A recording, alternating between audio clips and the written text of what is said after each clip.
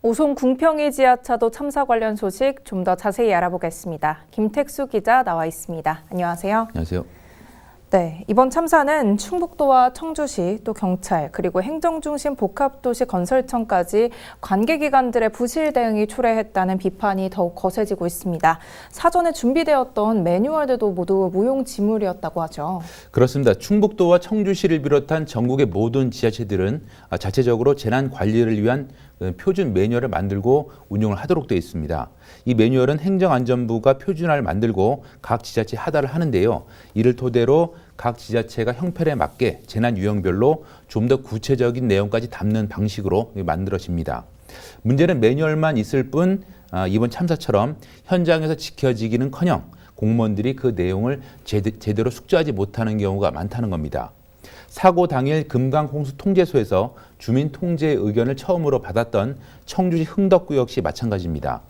청주시가 마련한 자연재난 표준행동 매뉴얼을 보면 호우경보 발령 시에 침수 구간 도로에 접근 금지를 시행하도록 명시되어 있습니다.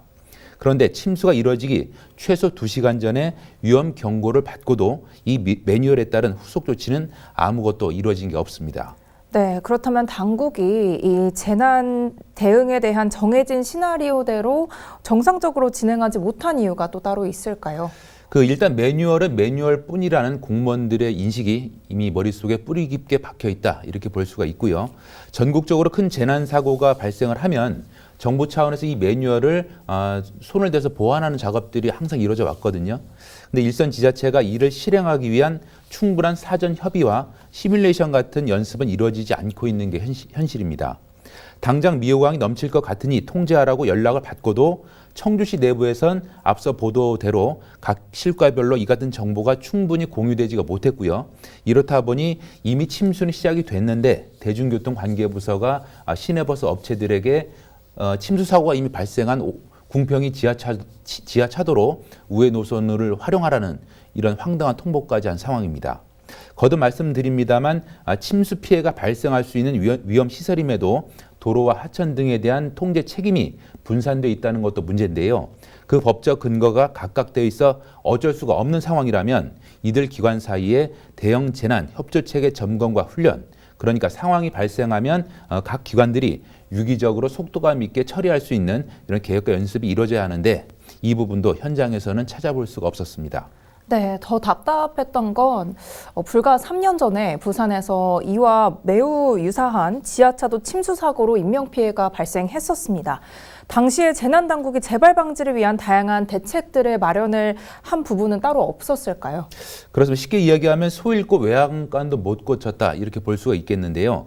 지난 2020년 7월 발생한 부산 초량 제1지하차도 침수 사고 때 역시 교통 통제가 이루어지지 않았고 배수시설도 제대로 작동하지 않으면서 3명이 숨졌는데요. 당시 정부는 부랴부랴 재발 방지책을 내놨습니다. 이에 따라 진행이 된 게 전국 지하차도 침수 위험 평가인데요.